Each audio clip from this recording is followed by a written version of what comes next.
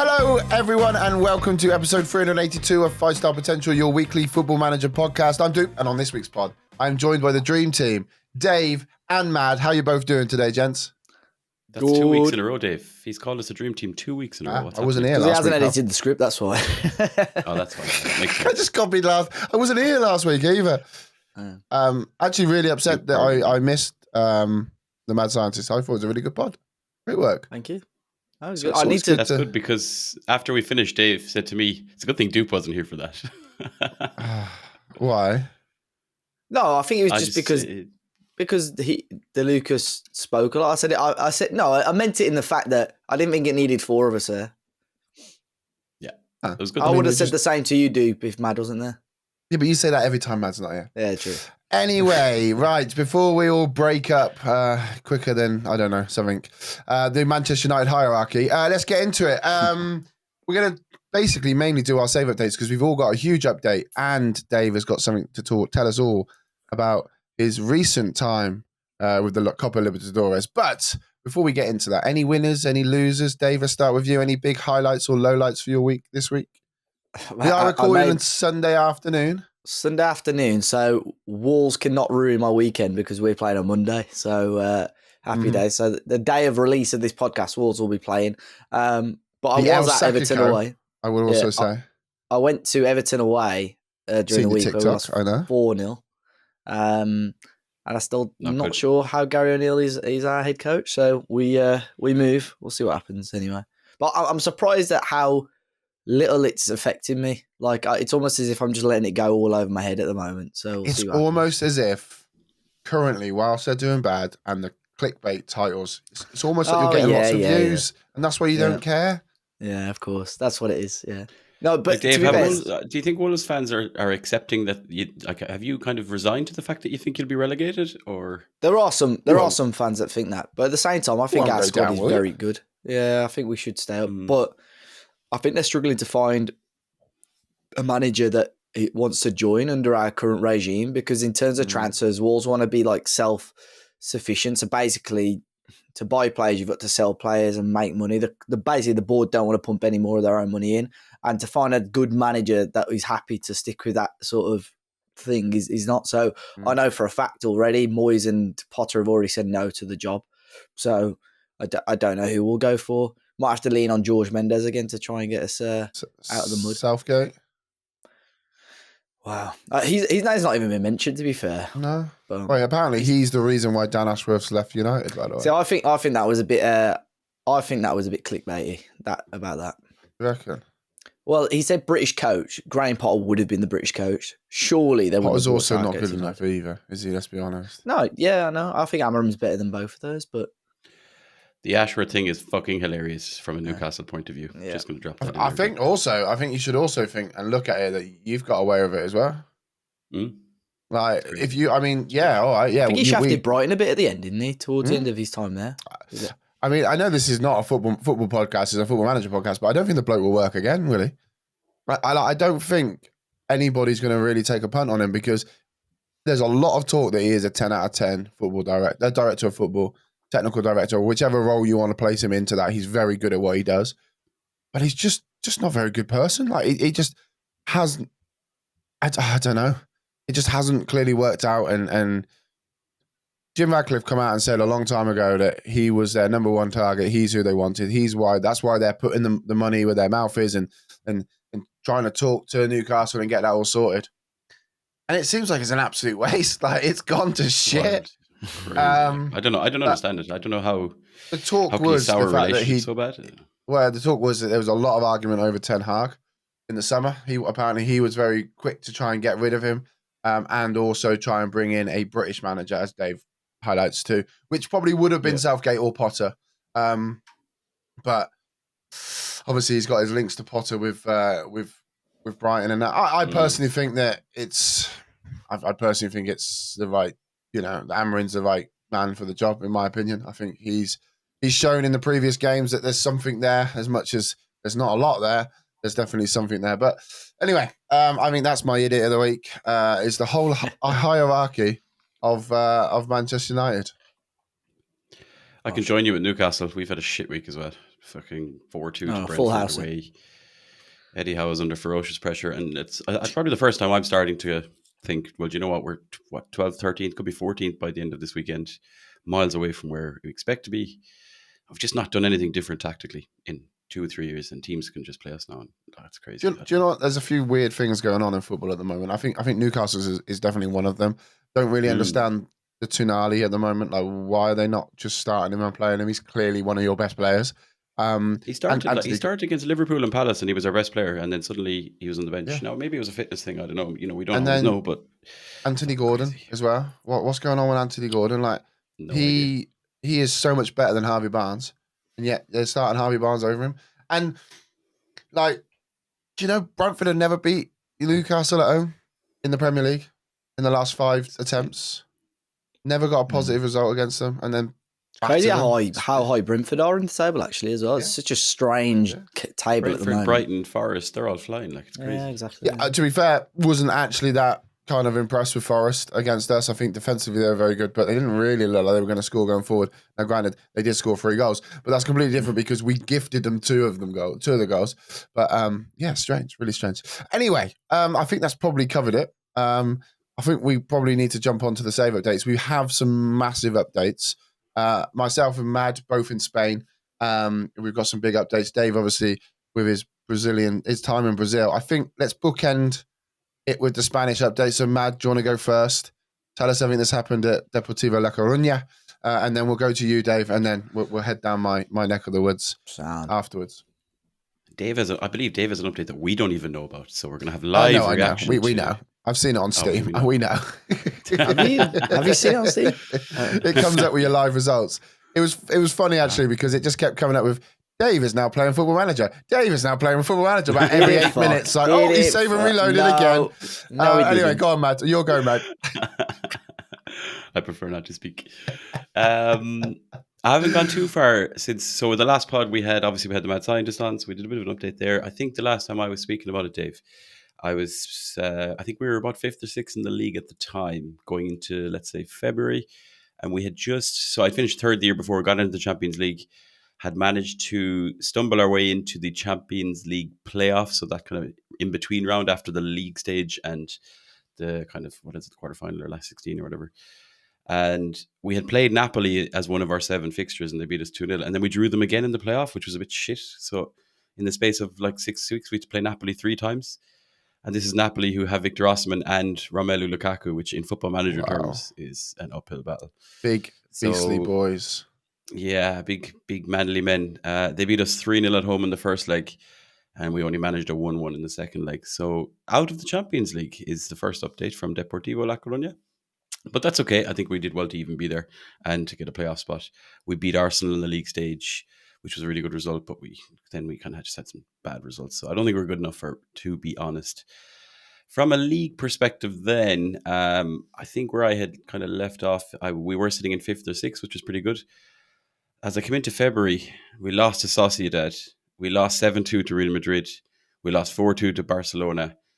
The Napoli games were in there as well, so we obviously lost and drew one of them. And then at the end of the month, I drew against Athletic Bilbao. So in 7 games, I had 2 draws and 5 defeats. So that wasn't great at all, being honest. But picked things up in March, managed to win 3 out of 4 games, beat Valencia. We beat Atletico Madrid 5-0. I want to tell you something wild, lads. In January, I had a bit of a panic. Cameron Archer was our only real striker and he got injured. So I loaned in this, I'm going to just call him a random German fella from Hoffenheim called Max Morstedt.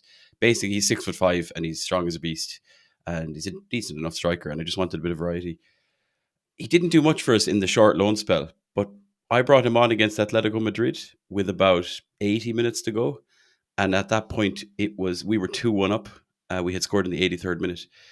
He's a big striker. I put him on as an inside forward left because I had no options. And he scored on the 90th minute, the 95th minute, and the 97th minute. He got a 7-minute hat-trick in injury time. We beat them 5-1. And I was like, I've broken Football Manager by putting a 6'5", typical meat man striker on the left. Better. Actually, I tried him on the left again 2 or 3 times since, and he's never done anything ever again. So that's Football Manager for you in a nutshell. Then we randomly lost 2-0 away to Almeria, but then we went unbeaten for the rest of the season. We beat Celta Vigo. We had 3 draws in a row against Mallorca, Las Palmas, and Villarreal. 2 of them were away, though, so it wasn't awful. And then beat Vallecano, drew against Racing Santander, and then we beat Sevilla in the last game. So long story short, we finished 5th in the league, which at the time was Europa League. And actually, I looked at it and I went, that's probably reasonable for our level, for the kind of players we have. And also being like, maybe we could win it, or maybe we could go on a run in the Europa League versus the Champions League. And then that all changed because Spain got given an extra Champions League place. So we've ended up back in the Champions League again, somewhat fortunately, I would say, which is good, obviously, to be in the Champions League, but I still don't think our squad is there. You remember we're doing a lot of buy low, sell high, very young squads. So we're bringing players in young and then letting them go a season or two later, in general, if we can get good fees. Plus bringing in as many Irish players as possible. And Dave, you're going to like this one now. Speaking of transfers, you might remember, I think it was last week, I mentioned we signed an Irish player on a free transfer, Jason Knight, who you guys probably have heard of, plays in the Championship. Is he still at Derby or something, maybe? Yeah, he was at Derby for a long time. I can't even remember if he's moved. Might be Bristol City, but I could be dreaming that. Anyway, so I signed him on a free. And then we started to get some interest in his services in the summer. And a team who had just been promoted back to the Premier League via the playoffs came in with a 40 million euro bid for Jason Knight. Wow. Wolves making Jason Knight their marquee signing after getting promoted back to the Premier League, which is insane. Same, it was at Knight Frank, Dave. Knight Frank, man. If you know, you know. That's a reference. If Joe, you're listening, hello. Joe will love that. So randomly got 40 million, kind of unplanned, and the board had given us only 20 million. So our budgets are still really low considering we're getting Champions League football, which is a bit poor.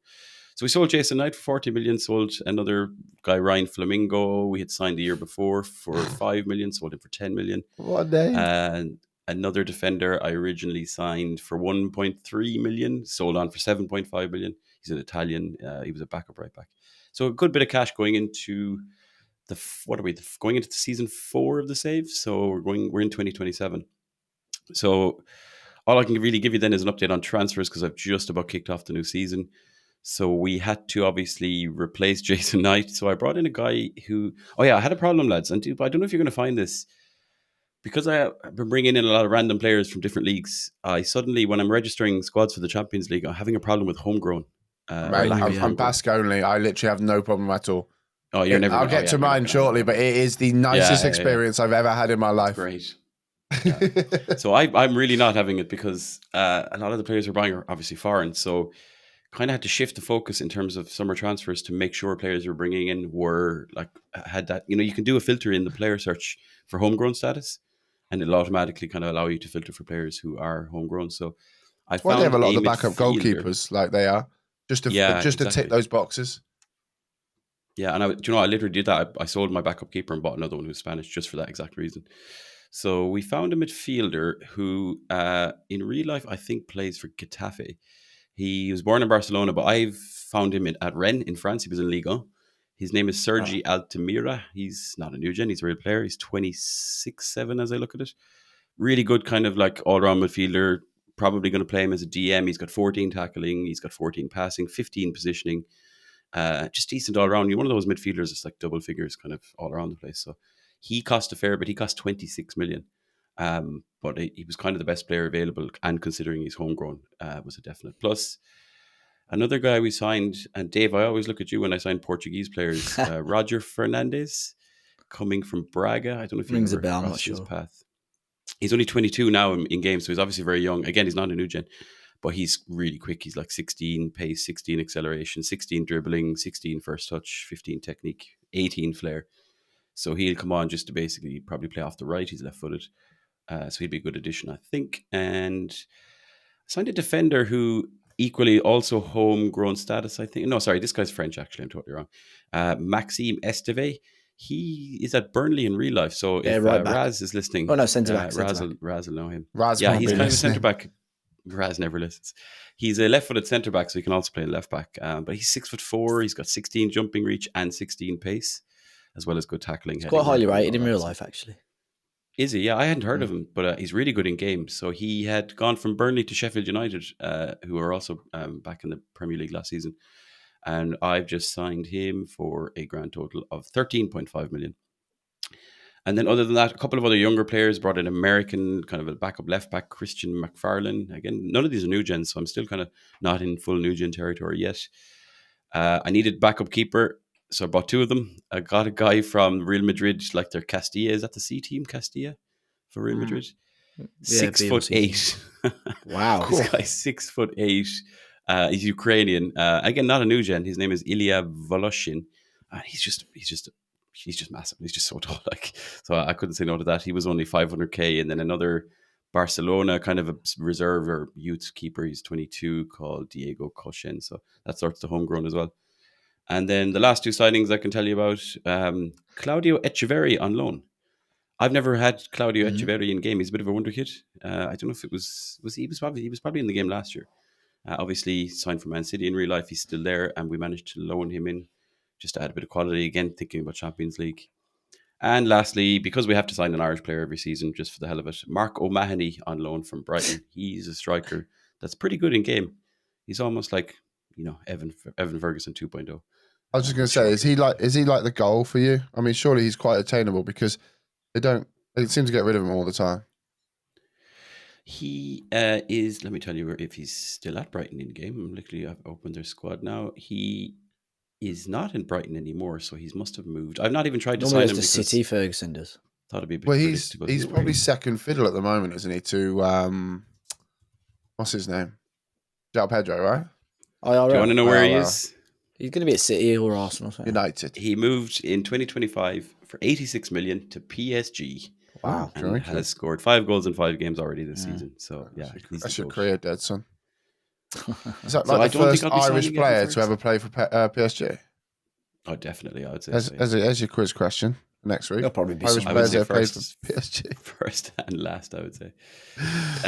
So that's kind of my main update. We've just kicked off the new season. I've played 5 games in the league.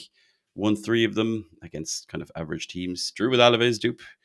And lost to Barcelona again. So every year we're just going to lose to Real Madrid and Barcelona. I just kind of write off 4 games every year because it just seems to be the thing. And the last game I played, we drew 1-1 with Basel in the Champions League in the first game, and that's where we are.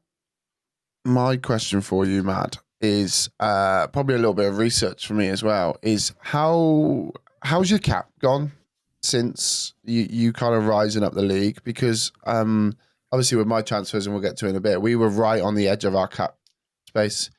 And like when I say my cap space, I'm talking £520,000 a week cap space. This is your wages, right? Yeah, your wage cap. Have you found a massive increase since you? Yeah, it has climbed considerably each season. I think we started off at around 200k or 250k. It's at $1 million now, and I'm in season 4. Yeah, okay. But we have a big stadium. But actually, they told us they're actually going to do a new stadium. I didn't even ask for it; they just kind of volunteered to do it. But I think Deportivo got a lot of money there. A pretty good stadium. Yeah, there's decent cash in there. Like my bank balance is 52 million in the green right now. But that's like, again, once you get into the Champions League in the group stages, if you beat it, like I beat Copenhagen or someone, 2.8 million just for winning a game in the Champions League. So that's where you need to get really to get the budget up. All right, awesome work there, mate. Yeah, go on and as a party, put us all out of misery. Drum roll. Let's big it up. Yeah, I mean, this is probably the most Football Manager I've played in a week to give you a big update on a podcast in a while, to be fair. Because I really wanted to press on. I was sort of looking the other day at the game status. I started it in the save in November 2023. So it's been going on for 13 months. And I thought, God, I really need to get this finished off. So I can't quite remember the exact update that I gave last week, but I know I'd started the 2043 campaign with Bragantino, and I thought last season we built like a really good squad, really, and we won the league very comfortably last year. Won it by 17 points in total, a plus 63 goal difference. It just looked really, really good. But this season, I thought I've somehow got to strengthen the team even more. I had a really strong squad as it was. I'll try and go sort of through month by month and include transfers and stuff in that as well. But I didn't. The big sale, which I think I mentioned last week, a guy called Raposo, who I had as a left winger, really talented left winger. He rejected a move to Bayern. And I thought, okay, sound. And then in the end, Man City came in with a big bid, and he ended up moving on. I sold off a couple of fringe players. And towards the end of the sort of first window, I had a guy, a right midfielder. It was weird. I had two really, really like top end right midfielders, and I was sort of rotating them. And then one of them kicked off because he wasn't taking free kicks. And I thought, if there's a season where I cannot have people moaning, it's this season now. So I cashed in on him. He's an unbelievable player, don't get me wrong, but I made a bit of profit on him. The board I think the fans weren't overly happy, but I thought I just got to cash in and get rid of him. But that gave me, again, a lot of money. As you can imagine, in Brazil, you're forking out a lot of money and sort of throughout the season, you're normally on like minus 20, 25 million. And then when the new season starts, that's where you get a big pump of money. But to give you an idea, I've finished the season now. We're still £15 million up, like positive. That's without any of the extra money. That's without any sales coming in now. I've got £61 million transfer budget because of how crazy the summer window was. So I think that's the one thing throughout this Pentagon challenge so far. What I've said is I've always left clubs in a decent position. I know it's so easy for me to go, go on the never, spunk a load of money on players, and once we're in the financially poor, I'll walk. And I don't think I've ever done that, to be fair.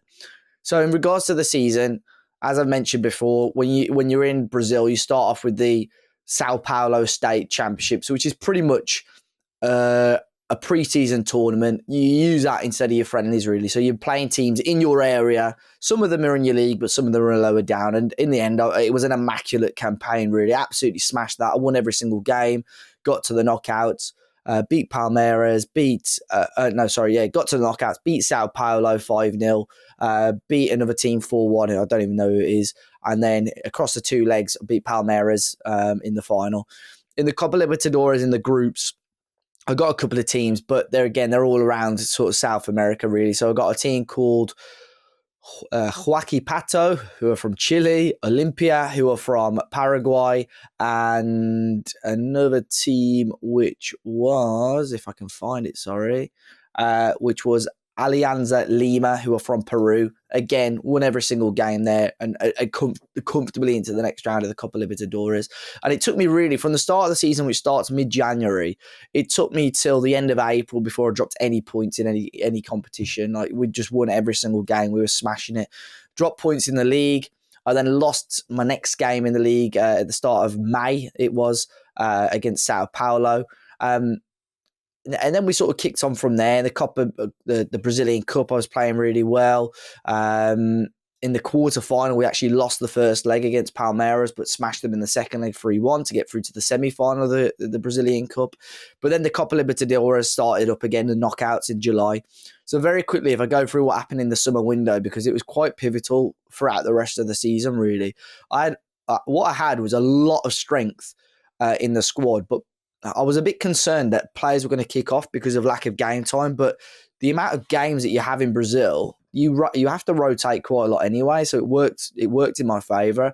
But I had a bid come in for a striker who I'd signed only a season before. It's called Lionel Ocampo, an Argentinian forward, and Barcelona came in to bidding for him.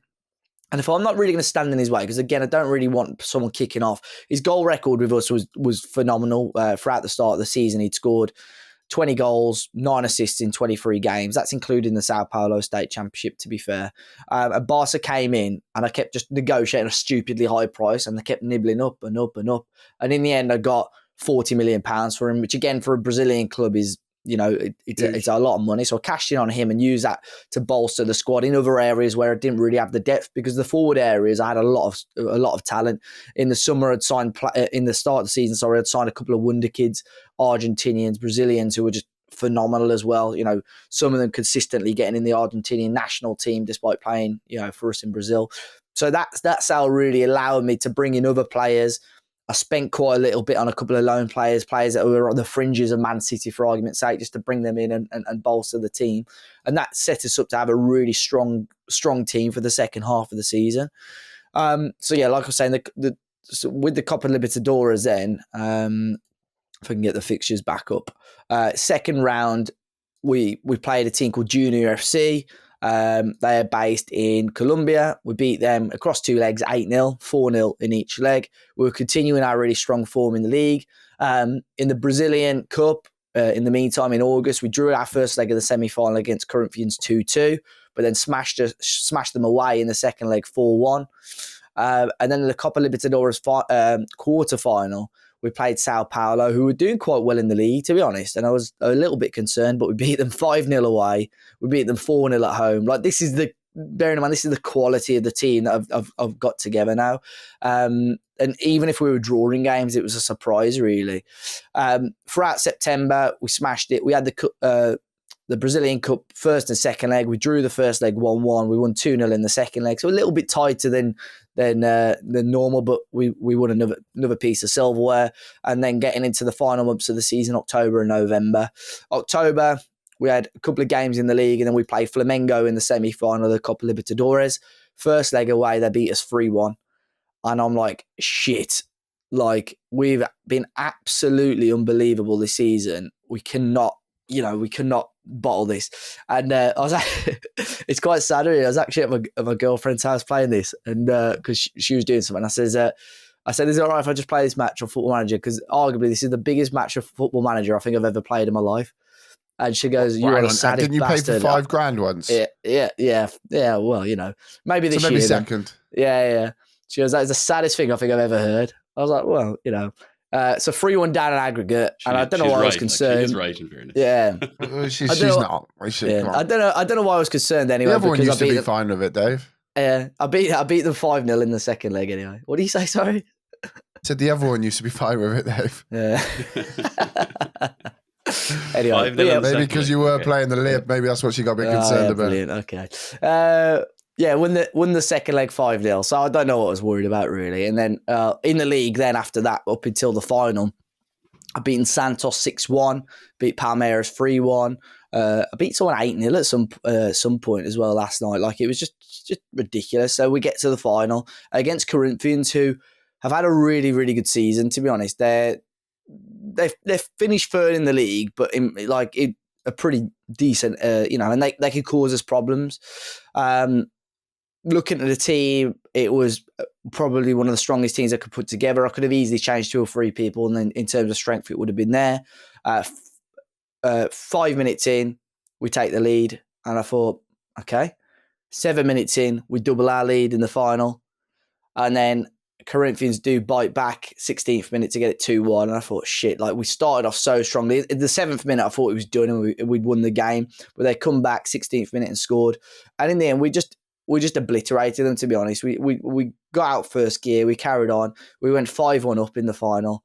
They did score 2 goals to get it back to 5-3, but ultimately we won, and I finally completed the PentaDONE challenge. But I haven't just completed it. I think this season I've been absolutely unbelievable. Like, we've won the league. In terms of point tally, it's not as strong as last season, but goal difference and everything, I think the team's as strong as ever, and I can now finally not have to play this fucking save, because it's been doing my head in for the last 12 months anyway.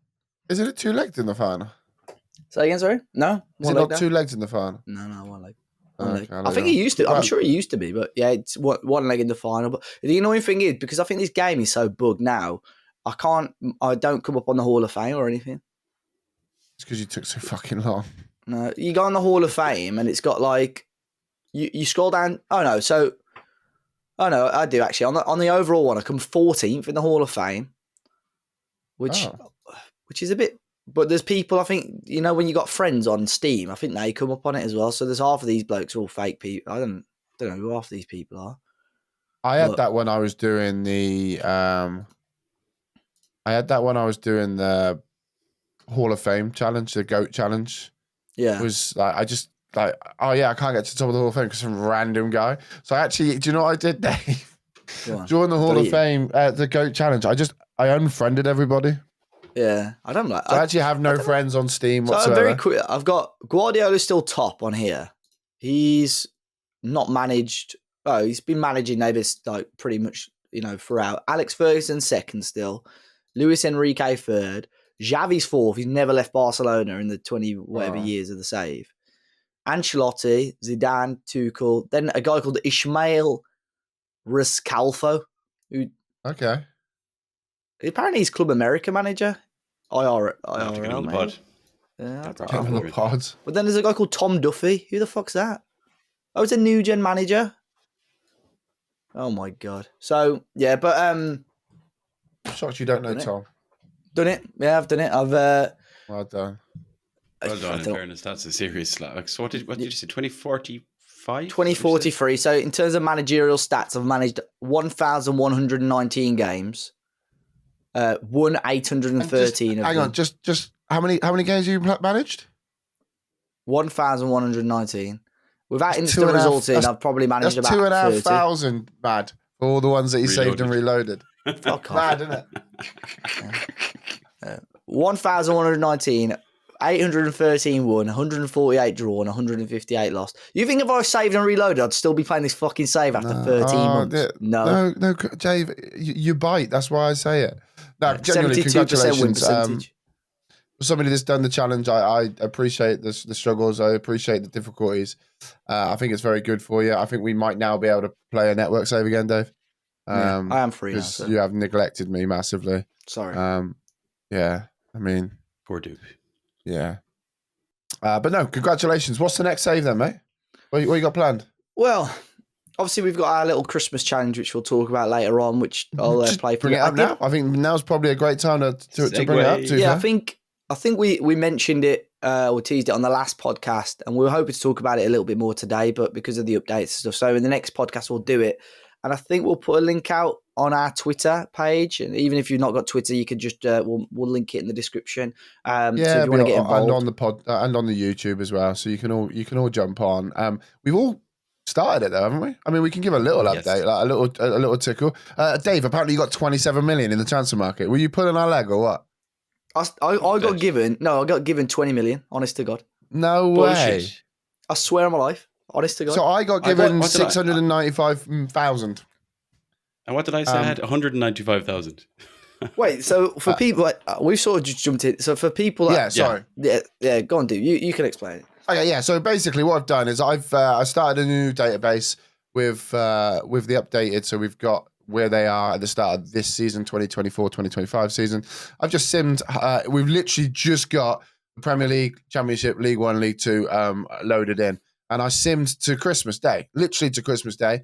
And bottom of the table, it was looking a bit ropey, and it was Crystal Palace was the team that was at the bottom. They are in I mean, is it safe to say they are in a shitstorm? Yeah, they make Wolves look good. That's how bad they are. So I sent the save file to all the boys, and this was kind of pre-agreed. We were all going to have a little play. They were sat on after 18 games with 10 points. Leicester were 18 games, 11 points. Ipswich were 18 games, 12 points. And then Wolves were 18 games, 16 points. So it was quite a tough challenge. We've got some injuries. We got African Cup of Nations, which Mad found out halfway through. We also start our games against Newcastle as well, which was quite interesting because they're flying. They're flying really, really high. I think they were fourth actually at the time, right? But I'm at the kind of end of the transfer window now. I'm basically, I think I'm in February where I am, and I've had some good wins. To be fair, I've had some bad losses. To be fair, just got battered by West Ham, which was one. But I managed to beat Chelsea in the FA Cup fourth round. After beating Preston. We all had Preston in the FA Cup, which was quite nice. And I beat Chelsea. Eddie Nketiah getting some goals for me, which was delightful.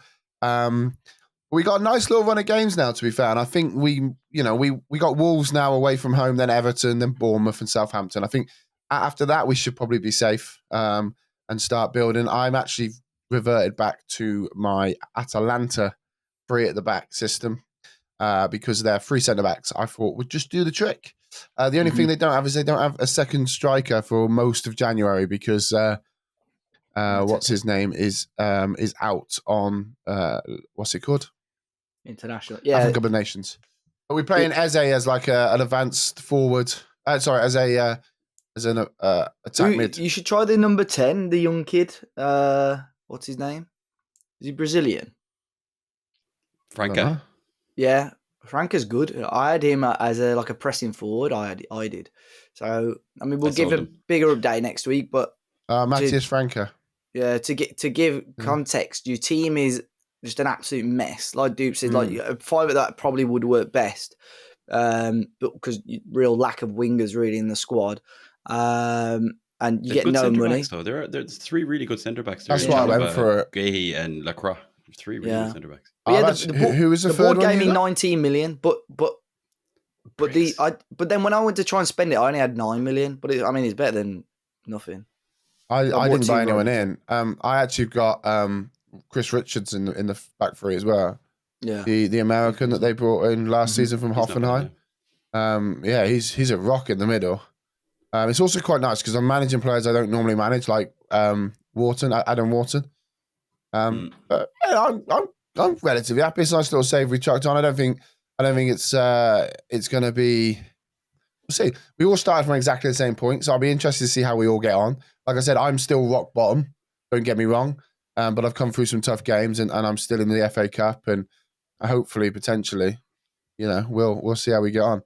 But yeah, I went a bit rogue in the window. I managed to sell Jefferson Lerma to Fulham for 26 million, and then I sold Franca for 20 million. Oh, who did you buy in? I brought in 3 players. Okay, I haven't played too many games. I'm literally just gone past deadline day, but we brought in Ryan Cherky from Lyon for 20 million. Fucking hell. Brought in I got a guy in a free called Yusuf Yazici. He's a Turkish guy. He was at Lille when they won the league there in real life season before. He's actually really good for a free transfer. And I also have signed. I wanted to. So you mentioned wingers. Like this squad has no wingers and there's no pace. No, apart from Ismail Assar, who, as we said, fucked off for the AFCON.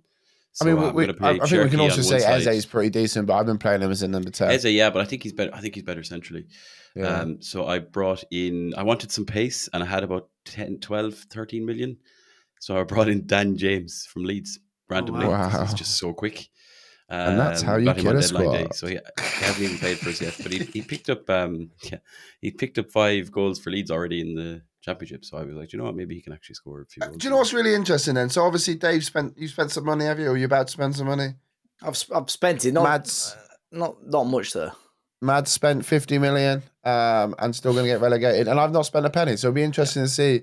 I mean, I went straight in there. Using different tactics and stuff as well. Yeah, so I've gone through at the back. So results. Yeah, exactly. Yeah, I was using my Deportivo tactics, a 4-3-3. We should probably be finished for next week when we record. Definitely. So if you want to play along, feel free to do so. The link will be down in the description. Tweet it out. It'll be out on the YouTube as well. And then just screenshot us. Let us know. I mean, spoil it. Let us know. We'd love to know before we record our pod. Maybe we can shout out who we think's done the best. Maybe the strangest signing, the best signing, the worst signing, the most unlucky with some absolute awful howlers or injuries. But we're all playing the same database. The link will be there. And go give it a go. Right, so we just quickly jump onto a little bit of Deportivo, good Deportivo. No, actually, we're probably worse than you lot, Matt. I will say right this second, as we take a chunk of where I am live now, we are fully Basque, which is very nice. We've got rid of every non-Basque player. It's been a fucking journey, and I'm not going to lie to you. Last season was phenomenal, and we'll get through that. But the first season, we finished up at 11th position, quite comfortably 11th.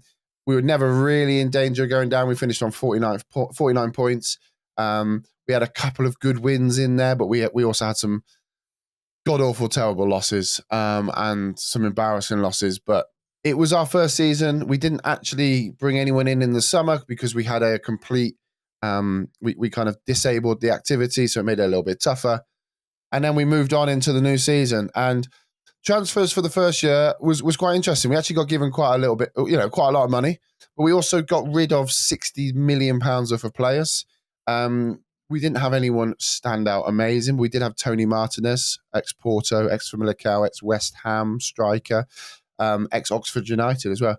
Obviously, he was not Basque, so we had to get rid of him, unfortunately. I didn't really want to let him go, but we had to. He'd only been at the club for a season. And that season with us, he scored 15 goals, 6 assists, which was phenomenal for us, to be fair. But we needed to kind of claw money, and he was the one that could have given us some money. So we sold him for 24 million. We also had a little bit of Saudi work come in. A team from Saudi Arabia come in and bought my goalkeeper, who was our starter. He was sold for 12 million. And things just it just started to get ripped up. And we were just tinkering, and we were just going through, and we were basically trying to get rid of everyone that we could possibly get rid of that was non-Basque and non-productive.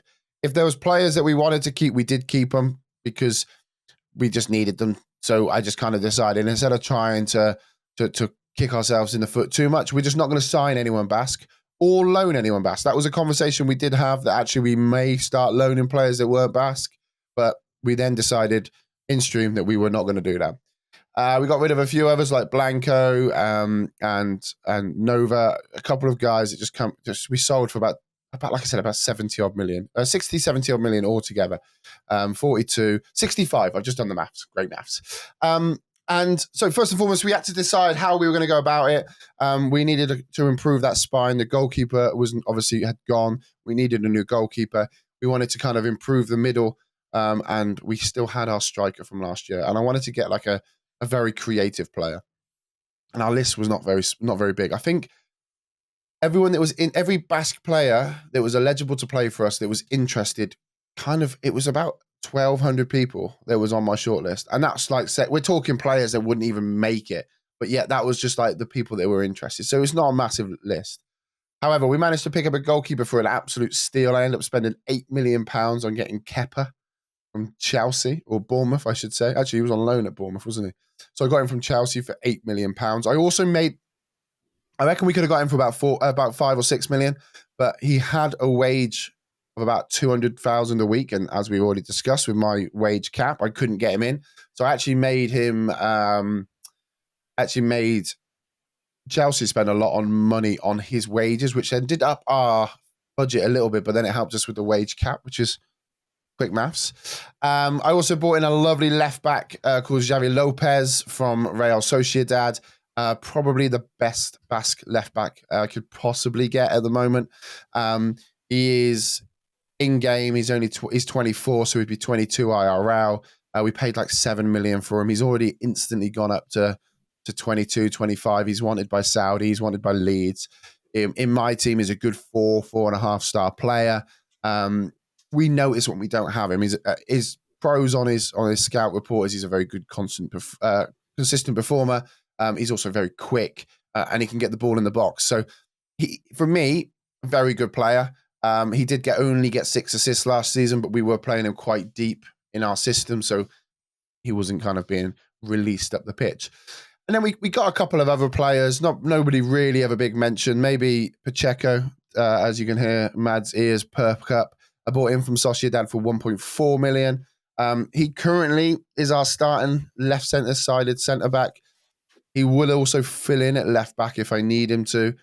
He doesn't really, on my side, Mad, he doesn't really have a huge amount of pace, but he has good physicals, good mentals, and he can read the game quite well. He's been doing okay. But the big signing last season, sorry? He does the job. Like, I had him for a full season. I think he's back up. He's back up now. I've just brought in a new guy, but he's good. Yeah, I think he would probably be at my limit of where I'd want to kind of get somebody a little bit better. But, this was still first season. We were still buying players in, and we had our limitations. It wasn't a huge amount we could do. Henny was bought in January as well. He was our January signing because we'd struggled. But the biggest signing we bought in was a chap called Borja Sainz from Norwich. We spent £40 million on him. It was a bit structured, I'm not going to lie. A lot of the structured deals I've been doing haven't been on the never. They have been when they play set amount of games, when they reach set amount of appearances for international, for us, goals, when we reach the Champions League, all these sorts of target-based structured deals. So yes, they are structured, but it's not like saying, I'm going to give you 5 million up front and then I'm going to give you 90 million over the next 3 years. We've done a couple of them, but not that heavy. So Borja Sainz was very good. I was very happy with him. He did get nicknamed in about January to Rashford, just because he showed zero desire at all to try and win the ball back, to try and chase a ball back. And I think, 31 games, 8 goals, 7 assists, average rating of 7.1, step up to La Liga. He did all right.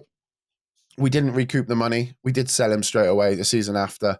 But it was painful. I'm not going to lie to you. With him in our squad, it was quite painful watching him. Like, he would have a moment or two of brilliance, and then, it'd just be concentrating on feeding the kids. And, the kids have had enough paella this weekend anyway. So it was difficult. So we did name him Rashford for a little bit. Sorry, Marcus. But apart from that, we pushed on. We played very well all season. We had some really big wins this season after all the transfers. Kepa did well. Kepa was injured for quite a long period of time, and then he come back. Then he got injured again. So he kind of put a little bit of doubt in my mind about his kind of fitness. But we started the season off with 3 wins. Then we drew terribly with Tenerife and then lost to Valladolid.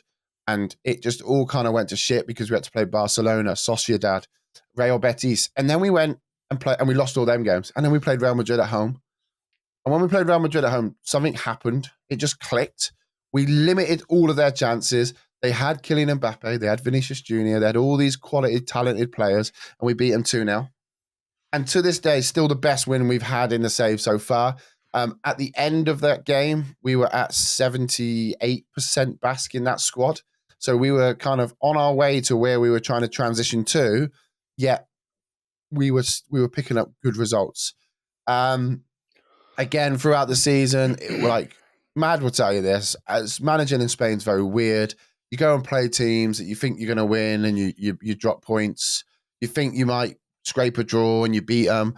And then you play teams that are very good, like Villarreal, Bilbao, Madrid. We lost 6-2 to Villarreal, and we were like competing head to head to them. This was right at the end of the season, and all we needed to do was pick up a few points to guarantee us Europa League football.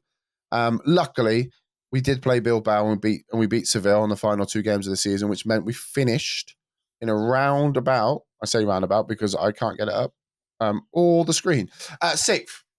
We finished 6th with 63 points. We're 3 points behind Villarreal, who, if we would have beat them, we would have then still only got Europa League, but it would have been 5th instead. Barcelona won the league with 106 points. Wow. We were 33 points off. We were 11 wins. Same in mine. We were 11 wins off. So far ahead of Barcelona. It's not even fair how far ahead they are, like them and Real Madrid. They're just. To be fair, Real Madrid were a little bit closer to us. They won 97 points and didn't win the league. Barcelona's statistics for the season, where they played 38 games, they won 35. They drew 1. They lost 2. The 2 games that they lost were Real Madrid and Atletico Madrid, 2-0 away from home. And then they drew 3-3 against Zaragoza, who went down, bottom. Which is mental, right? They scored 111 goals in 38 games, which is just crazy. Real Madrid as well, like I said, they just battered it. They lost 3 games, Atletico, Barcelona, and to us. So we found ourselves into the Europa League this season, which we are now. We're currently sat in October. We've started the season. And we brought more players in. We sold more players this year. Like I said, and we've gone to a full Basque era. We've then just sold another £60 million worth of players. Borja Signs being one of them, and Kepa being the other. That was the 2 big signings out this season. We managed to bring a few players in. A couple that you may know of was Ivan Martin, used to play for Bayer Leverkusen. He's an attack midfielder, basically. We're currently working on merging him back into a Segundo Volante. And he's been doing well there. However, he does not know the role, and apparently I don't know it too. Doesn't know the role well enough, but we are kind of training him into that. We also brought in a new gen called, but I can call this whatever I want because no one knows how to pronounce his name because he can't correct you. But we'll just call him Baddy for now. It's like Badadilio, but I don't think that's right. He looks really promising. Good determination, good pace. He's a winger, right winger. His passing's very good. His bravery, his flair. He's broke his ankle in pre-season, and I haven't actually seen him play, which is a bit tragic. I'm not going to lie. And that's kind of it, really. We've just brought a few other players in. We brought another left-sided centre-back who's 6'4". He's come from Getafe. Just kind of building out the squad, knowing that we were going to have the Europa League, a lot more games. I also picked up a chap called Javi Gomez, who was from, I want to say it's like Osasuna's 3rd team. which is like Baskonia or something like that. I'm not 100% sure. Baskonia. I got a player from there as well. Yeah, I picked this guy up on an absolute whim. Didn't know who he was. Didn't really scout him. It was end of the transfer market. He's 19. He's got 18 determination, 14 finishing, 13 composure. I think we can make something out of him as a striker, to be perfectly frank. We didn't know enough about him. When he did come in, it says that he's a constant performer. And he likes to strike the ball sweetly. So I think we probably did all right there. And then we bought Aymar as well, which is a chap from Osasuna as well. Mad, you may know of him. He's a very young attack midfielder. We bought him for 40 million. He's currently valued at 90 to 99 million pounds. Who's Basque as well. So it's the problem is you just yes, Aymar. Oh, okay. Aymar, Aimar. Aymar. Yeah, he's a good little player, to be fair. But he's a lot of money. And again, I think, do you know what? He's still at Osasuna in my save. Yeah, but he actually looks pretty good.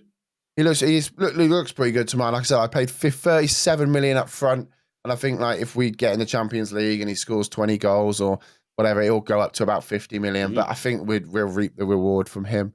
Talking about how Mad started his season, I'm going to tell you a worse start. We started against Seville, Barcelona, Espanyol, Real Madrid, Atletico Madrid, Sociedad, and then Bilbao, which is horrific, by the way. We also had to do a visit to the Wankoff Stadium, Young Boys, in the Europa League phase. We drew 0-0 to them. We beat Espanyol. We got battered by Real Madrid. We got battered by Barcelona, battered by Atletico, battered by Sociedad. Our performances have picked up. We beat Atletico and we beat Valencia. We then lost 2-0 to Eintracht in the Europa League phase, which was a bit of a pain in the ass. But the worst one, and I'm going to end on this one, we're currently sat 14th in the league. We played Real Oviedo, who have just been promoted. We went 3-1 up. They then, we went 2-0 up. They then scored on the 52nd. We scored on the 54th. You know, like when you can see the weird goals sometimes, and then like you immediately can score straight after, and you think, was I meant to concede that goal, sort of thing. That's always what goes through my brain. And we were 3-1 up. They then get a player sent off, and then they scored 2 late goals to make it 4-3. We played 6 minutes of added on time, and they scored in the 98th minute to beat us. It was a very difficult performance to take. But we start the stream off a little bit later, actually. I'm going to go live after the pod. But we start the stream up, and we kind of got a little bit of a nicer run of games. We are playing against Everton in the Europa League phases. They seem to be doing quite well in the Premier League at this current moment in time. They are currently sat 3rd in the Premier League. So it's quite cool. Also, Sheffield Wednesday have come up, which is quite nice to see. An old team that used to be in the Premier League. But yeah, that's it pretty much. We're in 2025. We are fully Basque. I'm getting very, very fucked off with seeing everyone stating to me, try signing this player, and they're not Basque. That's quite annoying. And also, my scouts do exactly the same, and they're like, "Oh, do you know this guy? You're looking for a centre back, Connor Cody? Yeah, he's not Basque, mate. I know he speaks weird, but he's not Basque." All right. So it's interesting. It's very, very different to how I usually play Football Manager. It's made me really concentrate on a few other things, but one thing I will say, last thing I'll touch on is I've been working really hard with my backroom staff, getting them right. I've been working really, really hard with my board, trying to get them to kind of up everything. Our youth recruitment is now exceptional. It's gone from good to exceptional in 2 seasons. We've got good academy coaching. We've now gone up to excellent youth facilities and excellent training facilities. We're going to start seeing some good players coming through. We've seen a few. And luckily, every single one of the good players that have come through my intakes have been Basque. I'm not sure whether that will change or whether we might see an English Basque. I don't know. Like, I'm intrigued because normally wherever you are, if you have some sort of kind of image on what the players come through as, and I've managed in Japan before, and we've had English youth intakes come through.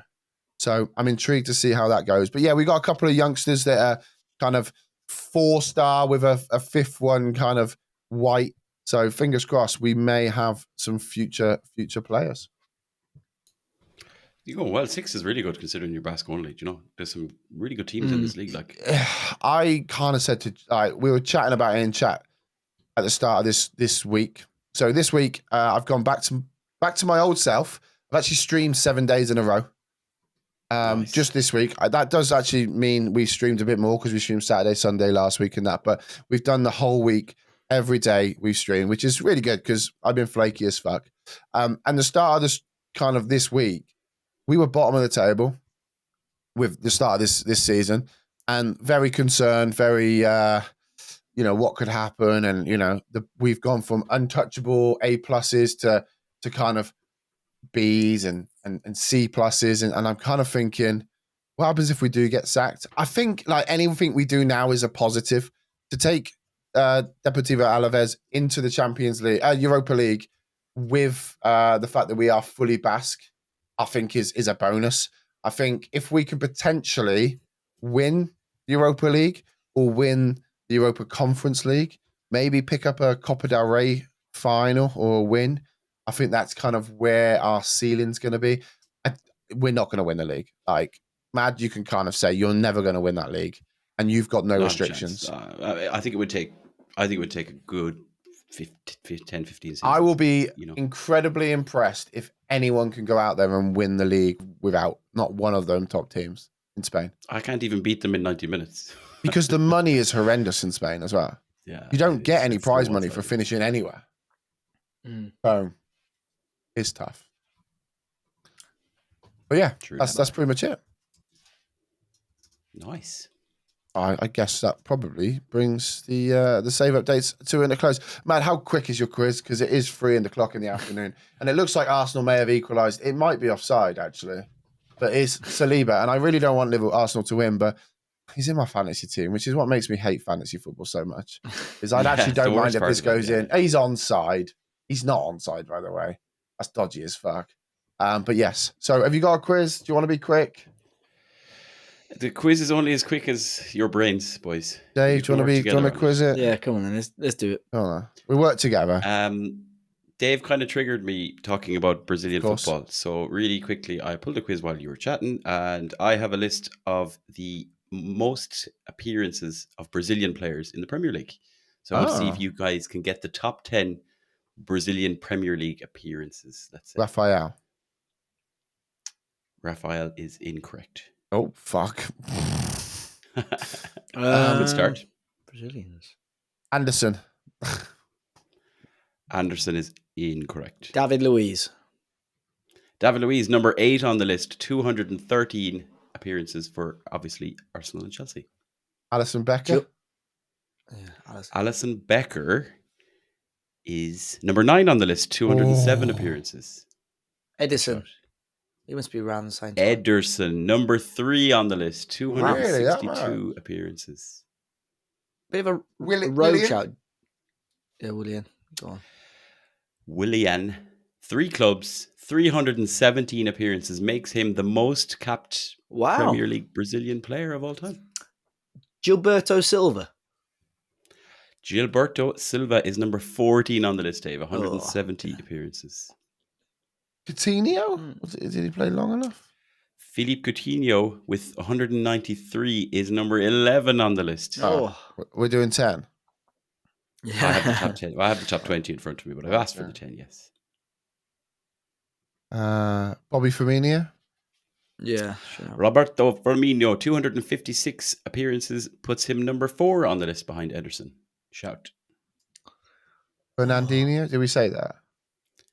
No. You didn't say Fernandinho, who has 264 appearances, which puts him 2nd on the all-time appearances list for Brazilians. So how many you got left? You've got 4 left. So you've had the top 4, which was Willian, Fernandinho, Ederson, and Firmino. And then you've got 4 others. Gomez, goalkeeper. Aurelio Gomez. Yeah, Aurelio Gomez has 195 appearances, 2 more than Philippe Coutinho, which puts him number 10 on the list. Great shout. I'm just trying to think of like longevity players, huh?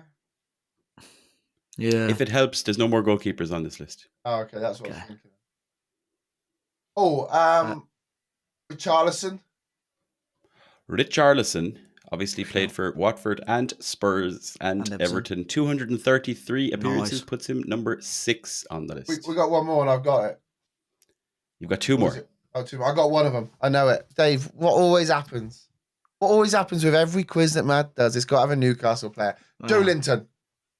No. Gotta be. Joe Linton is number 13 on the list with 171. Shit. No. Ramirez? You got 2 left on the list. Ramirez, you've got 1 current and 1 not current. Ramirez is number 15 on the list, 159. Chelsea had a few Brazilians. So one of them a Chelsea player or play for Chelsea. Oscar? I can tell you neither are Chelsea players. Oh, no. Okay. I'll take my Oscar shout back. Oscar is number 22 on the list. Fred is number 21 of all time, 139. Not Gilberto Silva. Thiago Silva didn't play that long, did he? No, Thiago Silva is number 25 on the list, 113 appearances. There's 1 current. There's 1 current. And it's so current. Douglas Luiz. Douglas Luiz is incorrect. He's number 12 on the list, 175. So the current player is so current that, Dupe, if you were to look above your screen long enough, you might see him on TV. Oh, Gabriel Jesus. Gabby Jesus is correct. I would never have got 7 him. on the list. I never would have got him. I was thinking Martinelli, but obviously he ain't been around that long. And then Martinelli is number 20 retired. on the list with 140. So I'm fair. Yeah, he has to be retired. The guy that's left. Let me just make sure. Yeah, he's retired. Right. I actually don't think Gabriel Jesus is on the pitch. By the way, I think you lied to me. Is he on the bench? Okay. He'll probably come on. I said if you watch long enough, he might appear. Oh, Andreas Pereira's coming on. What about him? Incorrect. These guys are retired. Pereira is number 23 on the list. Anthony, he's retired. He might as well be, but he's not on the list. I wish he did. Thank God. Bosingwa. Shall I give you a club? Oh, you said no Chelsea. And he's only played for 1 club in the league. No, okay. Fucking Liverpool player did the unlucky. Lucas Leiva. Lucas Leiva is a shout indeed. 247 appearances again. Makes him number 5 on the list. Because he said that's one your 10 player. boys. He said one team, and that's kind of the only thing that got me there. Okay, you've done well though. Oh shit! I just closed the script. I did that the other week. Yeah, we did all right. Well done. That was quite a good one actually, Matt. It's easier when they're like that. Anyway, thank you so much for tuning in to episode 382 of 5 Star Potential, your weekly Football Manager podcast. If you enjoyed this podcast, don't forget to just subscribe and leave a comment on YouTube. Say hello. Tell us that Dave looks fit, Duke looks fat, and Mad look old. I don't know. You can find the links for each of us in the podcast description or by visiting 5starpotential.com, where you can find all of our latest Football Manager content. If Mad gets brave enough to ask Joe for the login. 5 Star Potential is available on YouTube, iTunes, and Spotify, and most of our popular podcast apps and platforms, with a new podcast released every single week. Thank you all for listening. There'll be more from us next week. Say goodbye, gentlemen. Goodbye, gentlemen. Goodbye, gentlemen. Dave as a party. Pentagon completed. Bash.